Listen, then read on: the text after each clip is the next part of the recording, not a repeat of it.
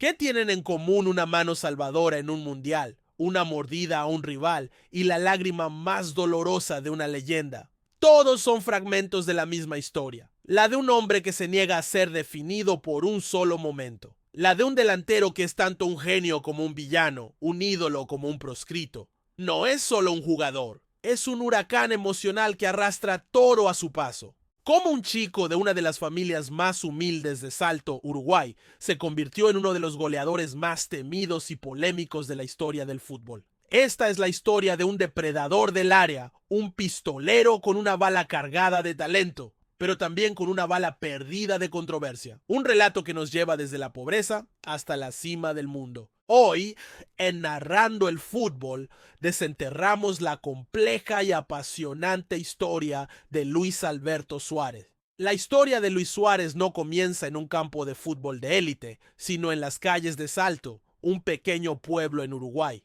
Con 6 hermanos, la vida de Luis estaba marcada por la escasez. Su infancia no fue fácil, pero el hambre y las dificultades forjaron en él una voluntad inquebrantable. El fútbol no era un juego, era una vía de escape, una promesa de un futuro mejor para él y su familia. Cuando sus padres se separaron, la vida se volvió aún más dura. A los 15 años, el amor tocó a su puerta. Una joven llamada Sofía Balbi fue el ancla que lo mantuvo a flote. Pero un día, Sofía se mudó con su familia a Barcelona y la distancia fue un golpe demoledor. La promesa que Luis se hizo a sí mismo en ese momento fue clara y firme. Triunfaría en el fútbol, llegaría a Europa y la encontraría de nuevo. Su carrera despegó en Nacional de Montevideo. Su talento era innegable, pero también su temperamento. Era un torbellino de emociones para bien o para mal. Su primera parada en Europa fue en el Groningen de Países Bajos. El sueño de estar cerca de Sofía se hacía realidad.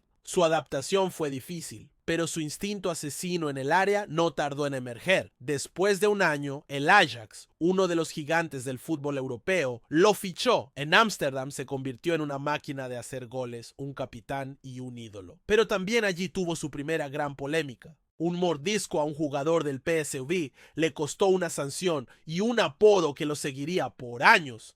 Pero lo peor estaba por venir. Llegó a Liverpool y se encontró con el fervor de la Premier League. El uruguayo se ganó a la afición de Anfield con goles increíbles, jugadas de fantasía y una lucha sin tregua. Formó una de las duplas más memorables con Steven Gerrard y en la temporada 2013-2014 estuvo a punto de darles el título que tanto anhelaban. Marcó 31 goles, ganó la Bota de Oro. Pero su etapa en el Liverpool también estuvo marcada por la controversia. Un enfrentamiento con Patrice Evra lo llevó a otra larga sanción por racismo y un segundo mordisco, esta vez a Branislav Ivanovic, lo puso en la mira de todo el mundo. El fútbol se dividía entre quienes lo amaban y quienes lo odiaban.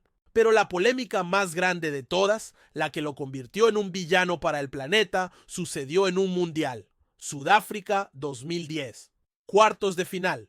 Uruguay contra Ghana. El partido empatado se definía en los últimos minutos de la prórroga. Un cabezazo de Ghana iba directo a gol. Con la desesperación de un país entero en sus hombros, Luis Suárez se interpuso y detuvo el balón con las 2 manos. Expulsión inmediata. Ghana tenía un penalti para ganar, pero el disparo de Asamoah Gyan se estrelló en el travesaño.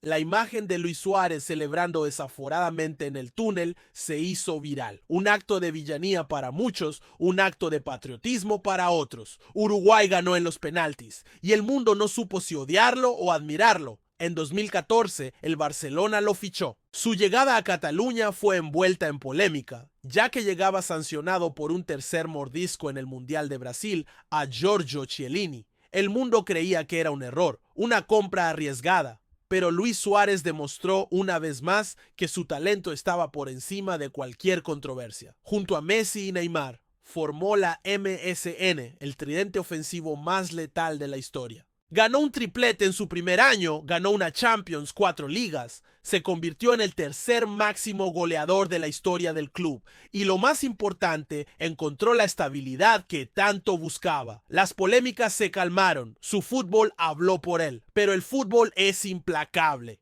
En 2020 el club lo echó por la puerta de atrás. Una llamada de 1 minuto puso fin a una de las eras más brillantes. Las lágrimas de su adiós, las mismas que derramó de niño, se convirtieron en la gasolina para su próxima etapa. Fichó por el Atlético de Madrid con la promesa de demostrar su valía. El mundo se preguntaba si su carrera estaba en declive, y una vez más, el pistolero respondió en el campo. Sus goles, su lucha y su experiencia fueron clave para que el Atlético de Madrid ganara la Liga en 2021. En el último partido, con un gol decisivo que les daba el título, la imagen de un Luis Suárez llorando desconsoladamente en el césped, con una sonrisa de victoria en la cara, lo resumió todo. La redención. El depredador del gol había vuelto a su hábitat natural y lo había hecho con el corazón en la mano. La historia de Luis Suárez no es un cuento de hadas, es un relato sobre el ascenso, la caída y la redención. Un recordatorio de que los grandes talentos también pueden ser imperfectos y que la pasión, a veces, puede llevarte a cometer errores. Pero su legado es innegable. Es el luchador incansable, el que nunca se rinde, el que nos enseñó que la garra uruguaya no es un mito. Nos demostró que al final, lo único que importa es la historia que escribes con tus propios pies. ¿Cuál es tu opinión sobre Luis Suárez? ¿Lo ves como un genio o como un villano? Déjame tu opinión en los comentarios. Y si te ha gustado esta historia, no olvides suscribirte a Narrando el Fútbol para no perderte las próximas historias.